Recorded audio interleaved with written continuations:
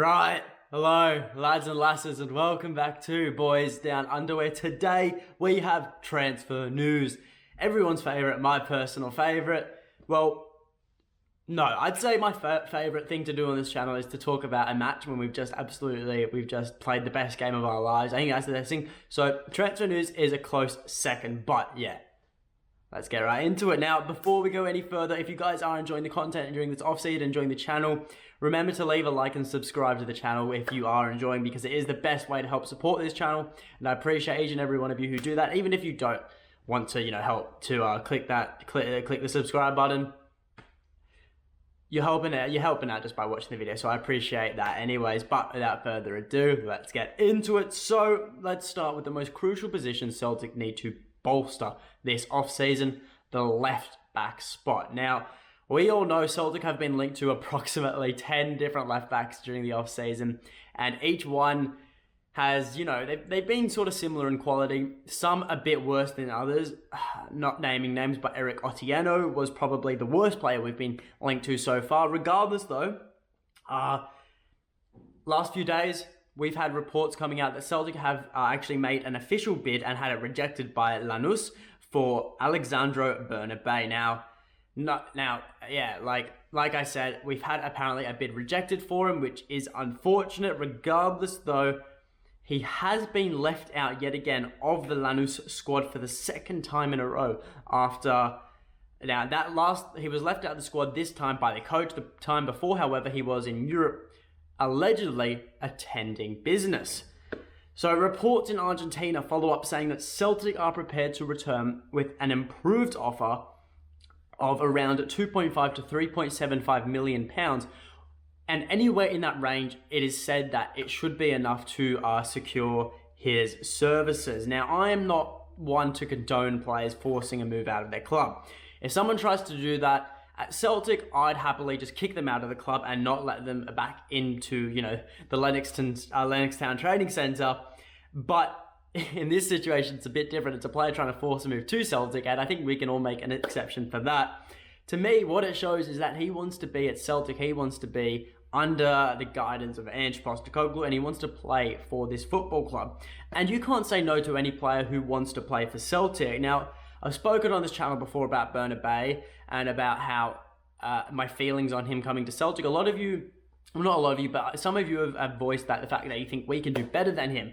However, for me, I think it's a great move. I think at 21 years old, he already has a lot of talent and he has a lot of potential as well to improve Celtic's defense and without a doubt take Greg Taylor's left back spot, because I am absolutely petrified for what is going to happen in the Champions League when Greg Taylor lines up against some of the best right wingers in the world of football.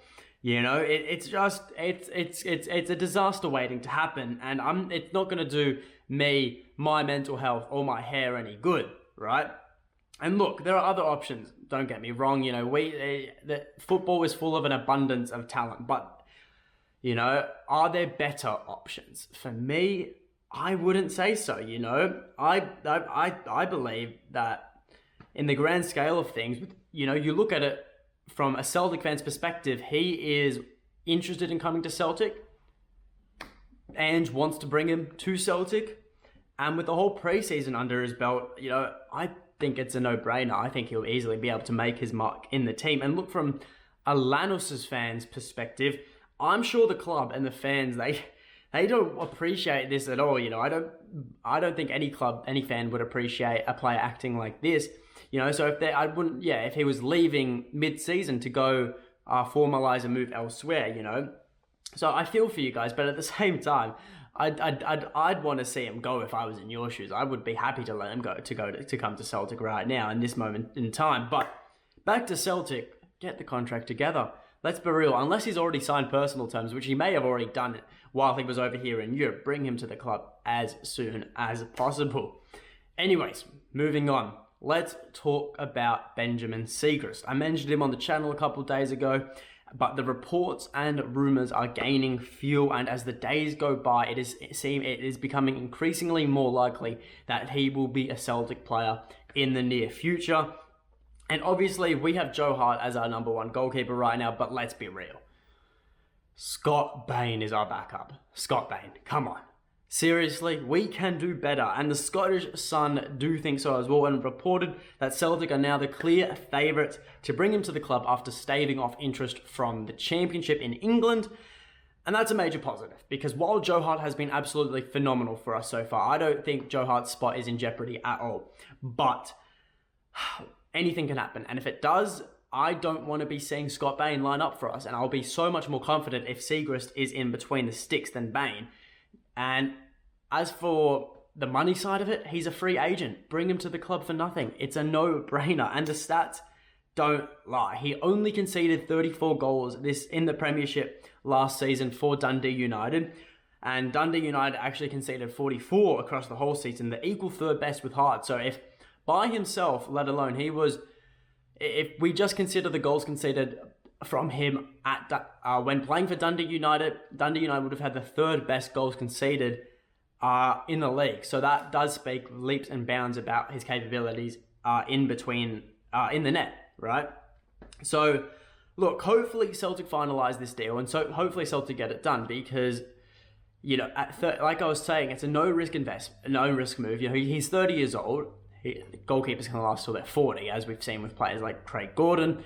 He's got the talent, easily a quality backup. I think just do it. And it's clear Celtic are thinking the same way, so do expect an announcement soon, I'm guessing. Regardless though, the third and final thing, what could be the cherry on top this transfer window? It's shaping up to what is going to be a very strong and successful transfer window for Celtic, but what could be that little bit that just makes it so much sweeter? And no, we're not talking about Jota, because I'm under the impression that Jota has already signed for the club. It's just an announcement has not been made yet. But the absolute cherry on top would be signing Vinicius Souza. Now, I have to admit, this is a tough one because of a few reasons. Let's start with the positives. He is extremely talented. He is the Brazilian Victor Wanyama, a physical player, a ball winner. Very tall. He's quite tall. He's a great passer. He's strong on the ball. He doesn't give up possession cheaply. He has all the assets to become a stalwart CDM at Celtic and push McGregor up into that box-to-box midfield role. But there is an issue. Pardon me. There is an issue. And the issue is that he is actually reportedly from Sky Sports holding reservations about playing club football in Scotland, but he is attracted by the guaranteed Champions League football. So it's clearly something he is tossing up about Celtic. He's clearly not fond of the league and the standard of it, but he is fond of the fact that he will be able to play on Europe's biggest stage. Now, it's something he's tossing up, and we know he has offers elsewhere. The reports all saying that he has offers from Bologna in Italy, Fenerbahce in Turkey.